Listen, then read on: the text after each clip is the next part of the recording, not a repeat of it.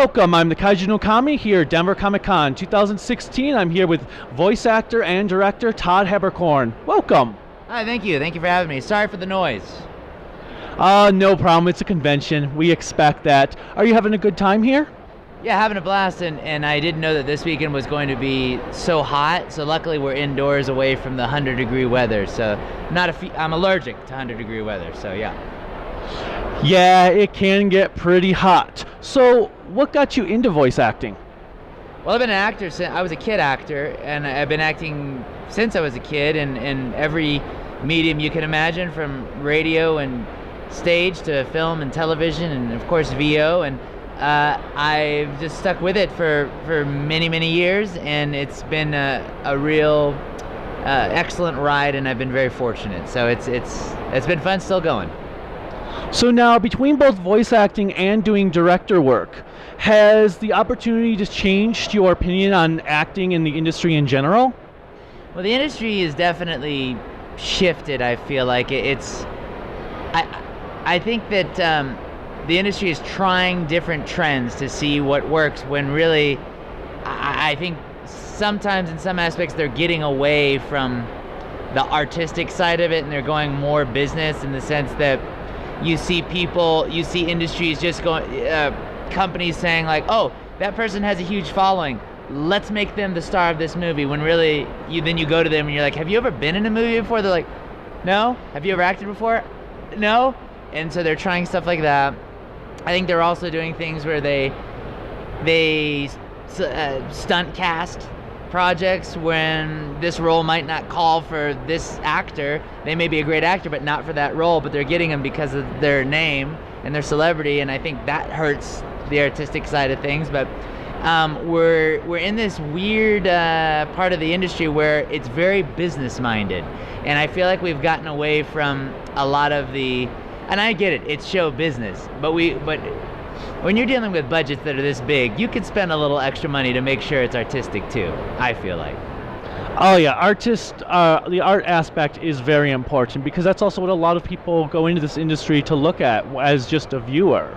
Yeah, I think when people think of art, they think of art on the walls, and that's not what we're referring to. I think it's more about something that is of high quality, and not just, it doesn't just look pretty because you've spent a lot of money on it. It's of high quality because the script is thoughtful, and it is layered, and the acting is delightful, and it looks like people care. And I think that we're getting into a very interesting, almost vaudevillian retro era of filmmaking, where it's like, it looks really good, there's nothing going on upstairs, but the stunts look good, and everything looks pretty, like a vaudeville show.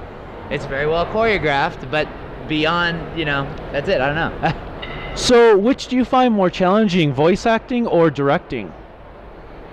It depends on the project. I mean, every project, it's unique to every project. I'm comfortable with both. Again, I've done both for many years, luckily. So it's not which discipline is more complicated. It's just it's the project. All right. Well, on the other, what do you enjoy most about what you do?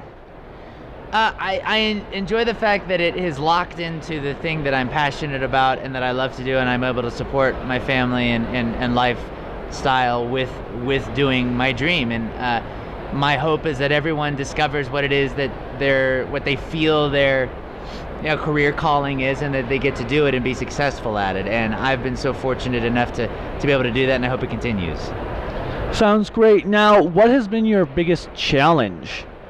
Biggest challenge is again, the industry. It's being in an industry where you can work hard at this craft for many years, and then someone that just starts it, bam, there they go, they're there. Or it's tricky because it's weird because your experience counts for something, but then in another hand, it doesn't. It's like the whims of this casting director. It's like, oh, well, I'm not gonna cast this guy because he looks like my ex-husband. And so he may be really talented, but he reminds me of my ex, so I'm not going to do it. Whereas, where that's the guy that they should have cast. So you see that stuff all the time. So it's such a weird, wild, wacky industry, and I think everyone tries to understand it and get a grip on it, and there's no grip. It's like saying, hey, it's raining outside. Try to catch all the rain in your hand. You can't do it. You can catch a couple drops, try to catch a little bit of understanding, but you're really not going to get all of it. And so I think that's what the industry is. The industry is one giant thunderstorm, and you can't catch it all. I love thunderstorms, though. Yeah. Oh, absolutely. Absolutely. Everyone loves rain, and it calms the nerves, kind of makes you sleepy sometimes, like Batman versus Superman. But then it also is refreshing and reviving to the environment. See that thunderstorms? You need to go to California. That's right. Yes. Now, a lot of fans aspire to be a voice actor. What advice can you give them? Well, that's the thing. I mean, that's a broad stroke like that. I mean, that's like going to the doctor and saying, fix me. Well, the doctor doesn't know what's wrong with you. He doesn't know what your strengths are, what your family history is, doesn't know anything about you. So if I give advice, but people aren't attuned to that advice, then I'm going to steer them wrong. So I would say that the most general comment I can give is be an actor. Because everyone thinks voice acting is somehow different from real acting. It's like, no, what's the second part of that word? Acting. So if you're an actor, that's your first step. Yeah. And do you feel that even as actor that you need to have all what you learned in school with reading and writing and mathematics? I think that a lot of that it comes into play depending on the role. I mean, I've played scientists, I've played people that are English masters and of the English language, like poets. I've had to play that.